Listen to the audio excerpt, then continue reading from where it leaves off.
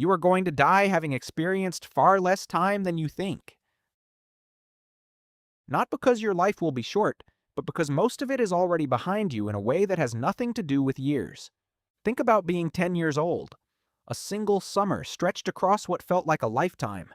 3 months of school holidays that felt longer than some entire years do now. You remember the smell of specific afternoons, the way certain days dragged, the endless quality of time that you couldn't wait to get through. Now think about last year. Where did it go? You can name a few things that happened, a handful of moments, but the year itself, the 365 days that actually passed, feels like a corridor you walked through without looking at the walls. This is not nostalgia. This is not getting busier. This is not a failure of memory or attention. This is your brain doing something measurable, predictable, and deeply strange. Something that began the day you were born and has been accelerating every year since without your knowledge or consent. Here is what is actually happening. Your brain does not experience time directly. It constructs the experience of time from information, specifically from new information, from novelty, from things it has never had to process before. When something is new, a new environment, a new experience, a new skill, a new relationship, your brain has to work.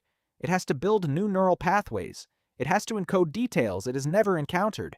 It expends significant cognitive resources on processing what it's experiencing, and that processing creates the subjective sense of time passing slowly.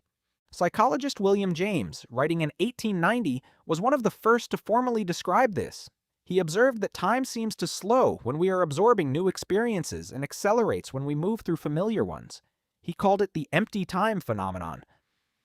The idea that time feels full when it's filled with novelty and hollow when it flows through routine. But here is the mechanism James couldn't see. The one that neuroscience has only recently uncovered. When you are a child, almost everything is new. The first time you ride a bike, the first time you understand a joke, the first time you travel somewhere unfamiliar, the first time you feel embarrassment or pride or the particular ache of wanting something you can't have. Every one of these experiences is being encoded by a brain that has never processed anything like it before. Your brain is working constantly. And time, subjectively, experientially, stretches to accommodate the workload. Now think about what happens as you age. You find a morning routine. You drive the same roads. You eat at familiar restaurants. You socialize in predictable patterns. You solve the same kinds of problems at work in the same kinds of ways. Your brain, efficient as it is, stops paying close attention. It recognizes the pattern. It runs the pattern on autopilot. It stops encoding. Neuroscientist David Eagleman at Stanford University has studied the relationship between novelty, memory, and perceived time more thoroughly than almost anyone alive. What he found confirms and extends James's observation in a way that should disturb you. The brain does not actually experience time in the present. It constructs the experience of duration in retrospect, by counting how many new memories were formed during a given period. A day filled with new experiences.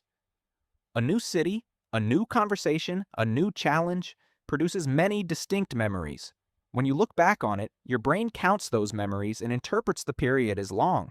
A day of pure routine, the commute, the desk, the familiar dinner, produces almost no distinct memories.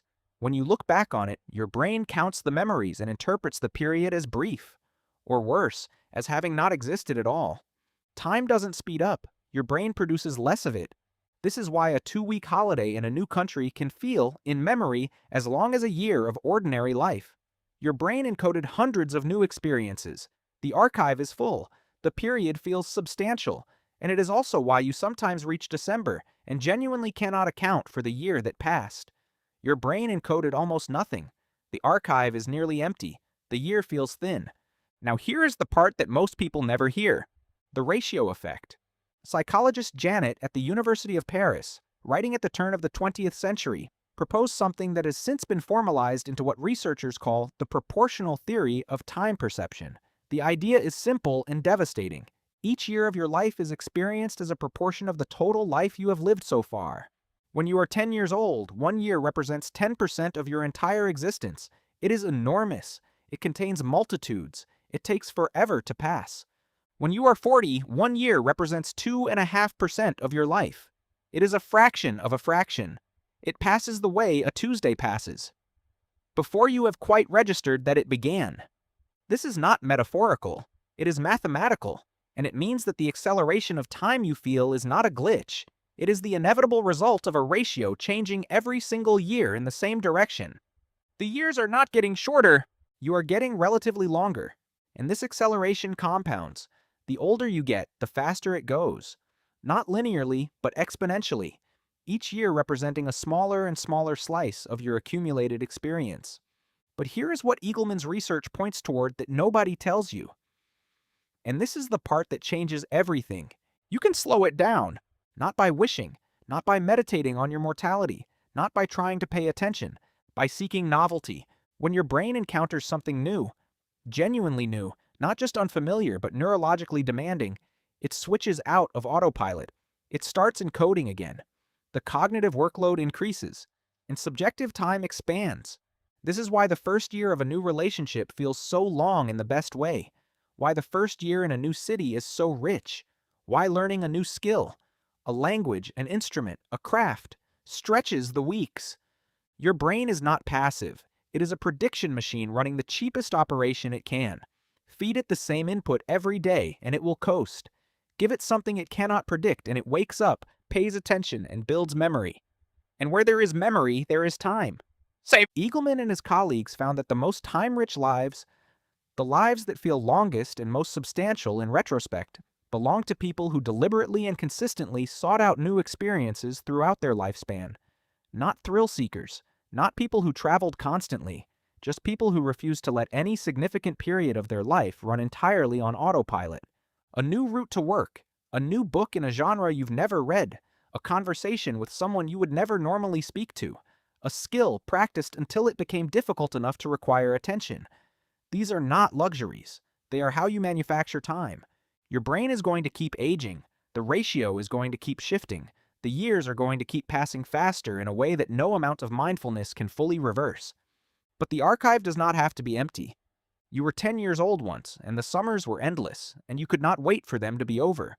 You are older now, and you understand, in a way your 10-year-old self could not, what it means that they were. Fill the archive, while there is still time to notice that it is passing.